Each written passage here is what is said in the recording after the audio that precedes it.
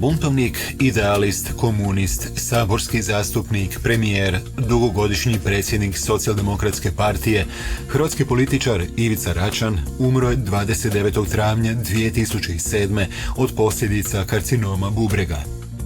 Rođen je 1944. u Ebersbergu u radnom logoru. Okolnosti tamošnjeg rođenja nikada do kraja nisu rasvjetljene. Bio je nositelj niza visokih dužnosti u Socijalističkoj Republici Hrvatskoj, a 1989. izabran je za predsjednika Centralnog komiteta Saveza komunista Hrvatske.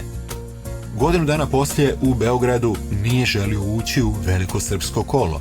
Rekao je ne Miloševiću i njegovim ultranacionalistima. Sa slovenskim komunistima napustio je 14. kongres CKSKJ.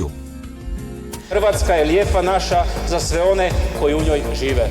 Kao vođa demokratske struje u komunističkoj partiji osjetio je vjetrove koji su zapuhali padom Berlinskog zida, pa je pokrenuo transformaciju Saveza komunista u stranku demokratskih promjena, odnosno Socijaldemokratsku partiju.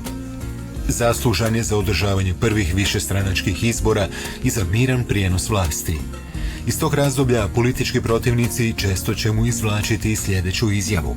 S ikonografijom i zastavama koje poništavaju pravni poredak ove zemlje, s legalizacijom koju od naroda nisu dobili, predstavnici Hrvatske demokratske zajednice iskazuju se kao stranka opasnih namjera.